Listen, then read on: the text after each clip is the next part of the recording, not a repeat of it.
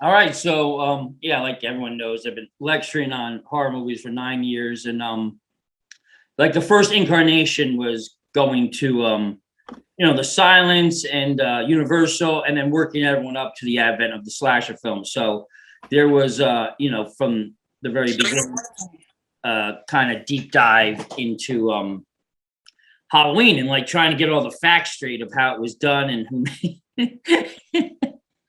This is Clive Barker. And oh, is that Michael Myers? That's Michael Myers. Oh shit, there he is. That's amazing. What's up, Mikey? Well, I guess it is the season. Yeah. So Michael, we're just talking about how you got on film. So basically, yeah, lots of books, and more books on top of more books, and Fangoria articles and everything I can find.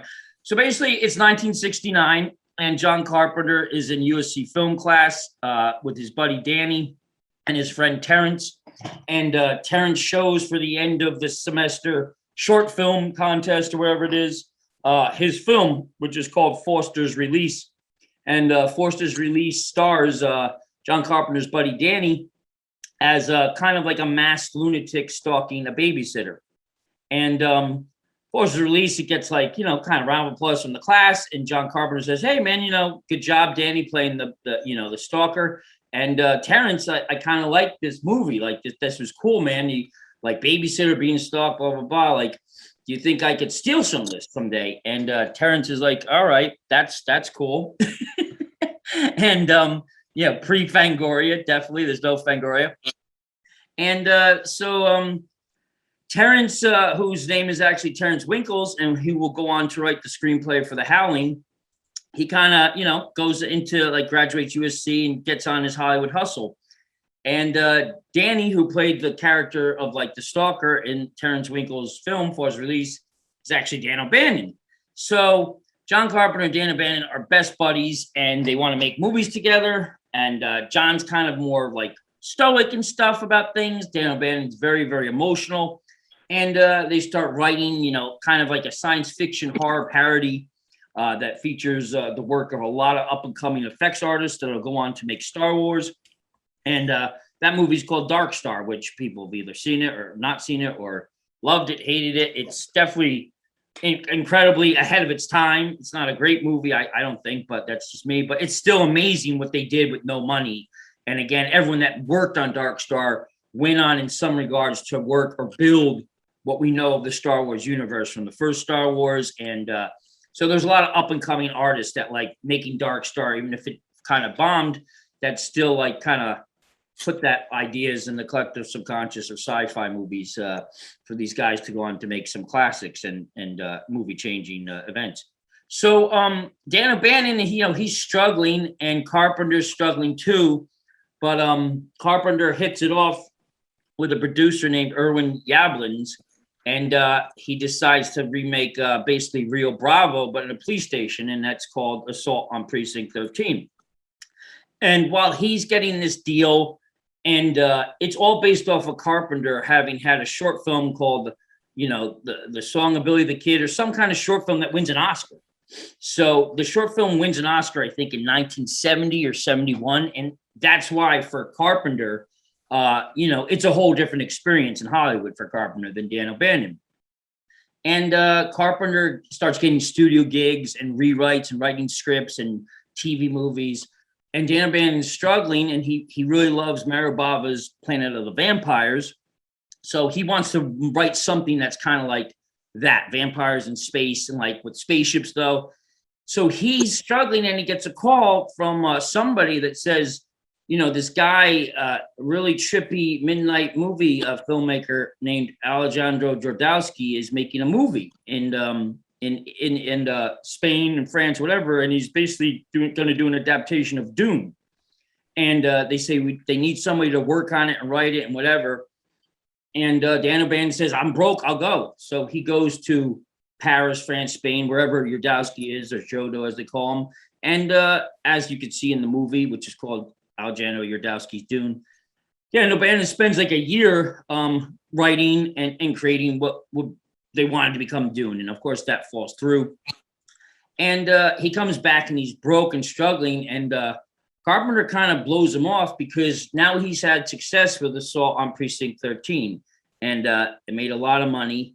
And Irwin Yablans has got another producing partner, I think Mustafa Akkad, and they start saying, like, what would you do next? What would you do next? And, Assault Precinct 13 was such a big movie, Michael, as you know, that they want another movie from Carpenter. So Carpenter, he gets a job with Universal Studios, I think. They hire him to write a movie. He writes a movie called Prey.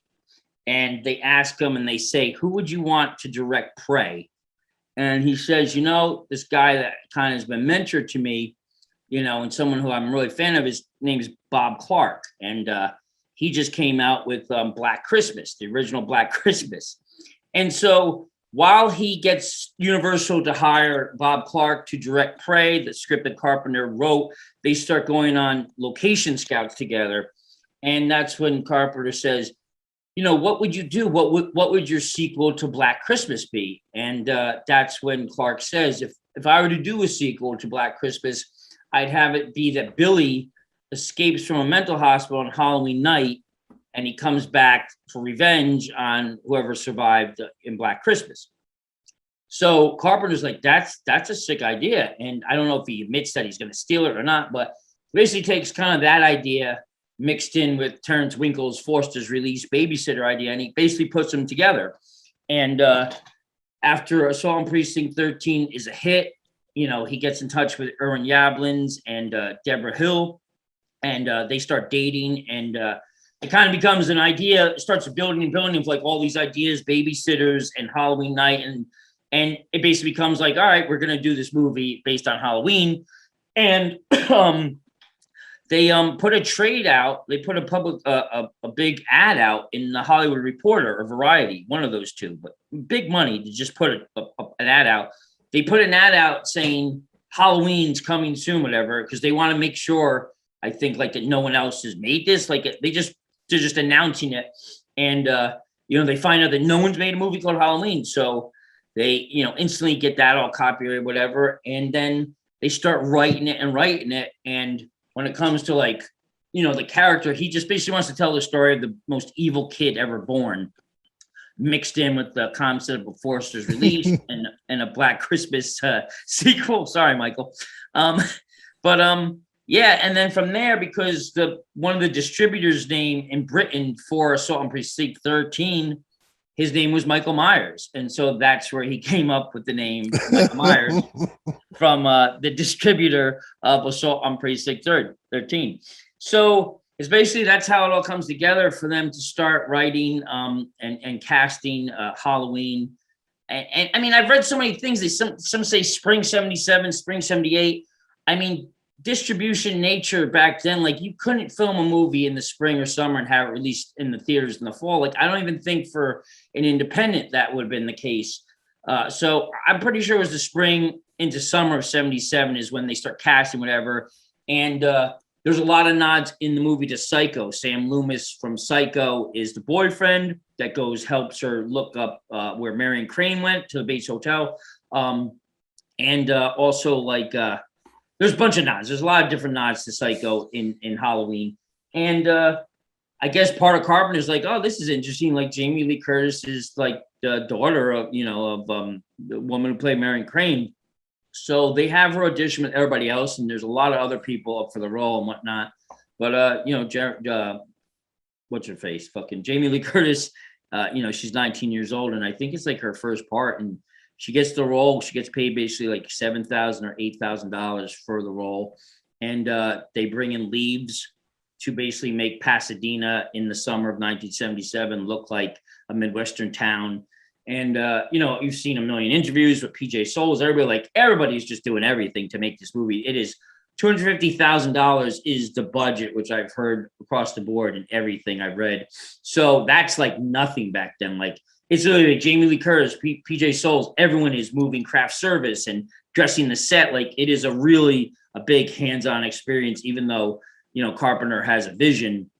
and everybody, is very excited. So they film it in Pasadena from that summer. I think it ends in September. And, he eventually gets, he has distribution kind of already set up with the same people who help with Assault on Precinct 13. And it comes out, when it finally comes out, October 78, it premieres in Detroit, Michigan. And it's because that Roger Ebert, very young, up and coming, he's in the audience. And when he sees it in the audience, he goes, this is not just your typical horror movie. Like, this is a masterpiece. And it's because of Roger Ebert's review and reception of that it kind of jumps, becomes this huge hit. Like, it has a huge influence on Halloween's box office when it opens, and it kind of makes it stand apart from all the other horror movies that are coming out at the time. So that's basically, so to speak, the story of Halloween. And then again, as this happens, Dan O'Bannon's struggling. He comes back. He's fighting stomach cramps and stomach pains all the time. And the doctors are telling him he has an ulcer. And him and Carpenter split ways. And he basically takes this artist that he met while trying to make Yardowski's Dune. He takes this Swiss artist named H.R. Geiger that he met that nobody knows about. And he takes his new script, which is basically called Planet Terror or something. And he gets it to Walter Hill and everyone at 20th Century Fox. And that script basically becomes Alien. And, the rest is history. So. Right. Yeah. Dan O'Bannon, man, Life Force. Have you seen? Yeah, Life I just Force? saw that. I just saw that. I'll tell you what, the movie's great, but God damn, it's long. It is long. Yeah. It's a long motherfucker.